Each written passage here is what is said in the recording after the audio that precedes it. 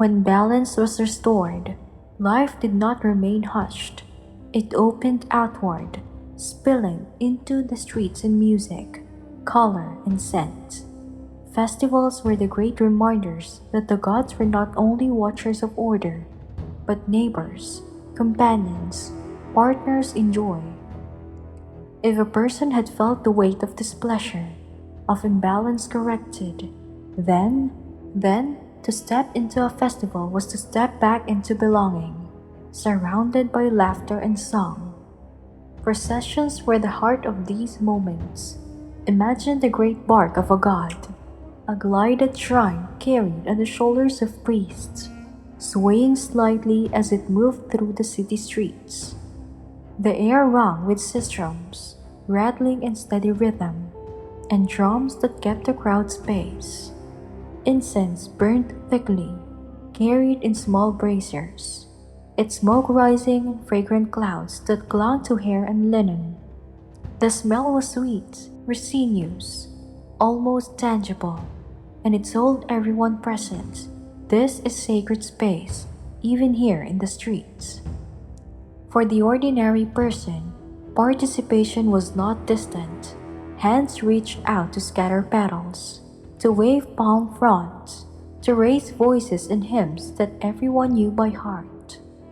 Children laughed as they ran alongside the procession, their bare feet kicking up dust, their voices high and clear. Vendors appeared with trays of figs and dates, with jars of beer that foamed when opened. Joy was not separate from worship. It was part of it. To delight in food, music, and laughter was to honor the gods who gave them. After a misstep, after a ritual of repair, joining such a festival was more than celebration. It was reintegration. The person who had whispered their confession, who had laid bread on a shrine, or poured beer onto the earth, could now raise their voice with everyone else. There was no mark left upon them, no reminder of this harmony. The gods had accepted the offering. The balance was set right, and now the community welcomed them back fully. The Egyptians saw their gods not as distant tyrants, but as beings who shared their lives. Hathor, goddess of joy, music, and love, was celebrated with songs and dancing. Bastet was honored with processions of cats adorned with ribbons, their presence both playful and sacred. Osiris, lord of renewal, was remembered with mourning that gave way to feasting, sorrow that turned to gratitude. Each festival was different, but all carried the same rhythm, remembrance, offering, joy. The color of it all mattered. White linen washed clean for the occasion, painted faces, cold eyes catching the sunlight, banners of bright cloth fluttering in the breeze, statues adorned with flowers, their petals vivid against carved stone. Even the river itself joined, barges decorated, oars dipping in unison as hymns floated across the water. To be in the midst of it was to feel that the gods were not above, not beyond, but here, smiling in the laughter of children, glowing in the oil lamps that lined the streets, savoring the bread and beer alongside their people. And in those hours, the idea of divine anger seemed distant, not because it was forgotten, but because it was understood as part of a larger rhythm. A god displeased could be appeased, a misstep could be corrected. What mattered was the return to balance, and festivals embody that return with abundance. Music replaced silence, shared bread replaced withheld offerings, joy replaced unease. The world, for a day, felt whole again. At night, when the processions ended, the barge returned to the temple, and the crowds thinned. The scent of incense still lingered in the air. The streets were quieter, but the memory of joy remained. People carried it home like a blessing, in their hair, in their clothing, in their voices hoarse from singing. It was a reminder that the gods were near, not only in correction but in celebration. But the festivals ended, and the rhythm of ordinary days returned. How then did the people carry balance forward after the music faded, after the incense drifted away? The answer lay in personal practices, small rules, gratitude, quiet corrections, the daily weaving of Ma'at into life. That is where we end, with the art of carrying balance forward, one gentle gesture at a time. When the festival lights faded, when the barkeys were returned to their sanctuaries and the music drifted away into memory, life settled again into its quieter rhythms. But the Egyptians did not see this as a less sacred time. If anything, these ordinary days mattered more, for it was here, in the small gestures, in the daily courtesies, that balance was truly maintained.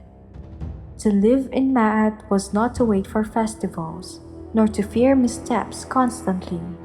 It was to weave balance into the fabric of each day, thread by thread, so that when disorder arose, it could be recognized quickly, corrected gently, and left behind without bitterness. The Egyptians believed this was the real work of life, to keep the scales steady, to honor truth and measure not with grand offerings alone, but with ordinary acts. A man walking at dawn might pour a small libation of water onto the ground before drinking, acknowledging that his own thirst was only one among many. To earth, the river, the gods all needed their share. A woman lighting a lamp at dusk might whisper a prayer of thanks for the day's bread, her words curling into the smoke like a note carried upward. Children were taught to greet chimes with bows, to speak carefully, to treat animals with gentleness. None of these gestures took long, none cost much, yet each was a stitch in the fabric of Ma'at, a way of carrying balance forward. And when imbalance happened again, as it always did, the memory of past rituals guided the response. A forgotten offering could be replaced the next morning.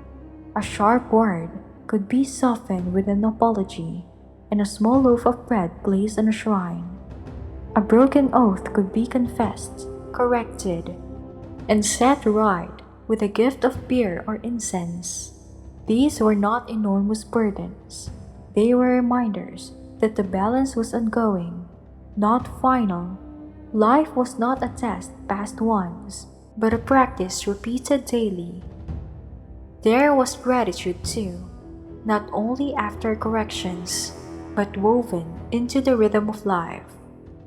Farmers gave thanks for the Nile's flood, merchants for safe journeys, mothers for children's health. Gratitude was not a luxury, but a duty, a way of acknowledging that the harmony of existence was fragile and precious. To say thank you was to strengthen the bond, to keep the gods near, to affirm that the world was still aligned. Communities carried this together.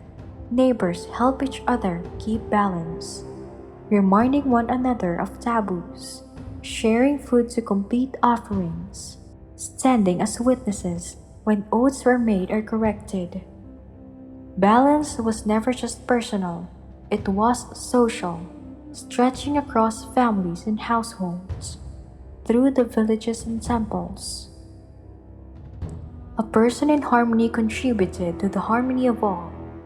One out of step could unsettle others. So, everyone had reason to help each other carry balance forward. Even solitude was not empty.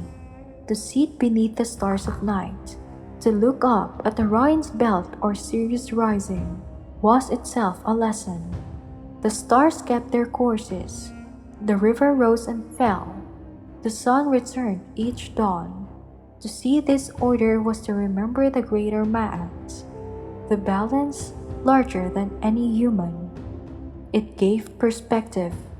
One mistake was not the end of the world, but one act of repair, one whisper of prayer, one shared loaf could align the small human life with the vast harmony of sky and earth. The Egyptians saw gods not as cruel taskmasters, but as companions who wanted balance to be kept. If a god was angered, it was not because they sought to destroy, but because imbalance tugged at the fabric of Ma'at. And when a person made amends, the god was satisfied not by punishment, but by restoration. This was the rhythm: offense, sign, repair, gratitude, belonging. A cycle not of fear, but of care. So, what if you angered a god in ancient Egypt? You would not be struck down. You would not be banished forever. You would be nudged, reminded, unsettled by dreams, by omens, by the quiet signals that told you something was out of balance. You would notice, or someone close to you would, and then you would act. You might light a lamp, pour water, set down bread or beer. You might whisper into incense smoke, "I have forgotten, and now I remember." You might call neighbors to witness an apology, or visit the priest for purification. And when you had done this, you would speak the closing words. It is restored, short, steady, final. From there, life flowed back into belonging. Festivals awaited with music and joy. Daily rhythms resumed, with gestures of gratitude and care. The gods were not distant tyrants. They were woven into life itself, close as the lamp flame, near as the river's flood, attentive as the stars above. To anger a god was to fall out of step. To make right was to find the rhythm again. And to carry balance forward was the work of every day, lighting candles, offering loaves, speaking truth, showing gratitude, weaving Ma'at into every word and gesture. Suppose you broke a rule you didn't know was sacred. In Egypt, that was never the end. It was an invitation to listen more closely, to correct with care, and to return to the harmony that bound gods, people, and the world together. Because in the end, the Egyptians knew a single candle, a loaf, and a whispered name were enough to set a life straight again.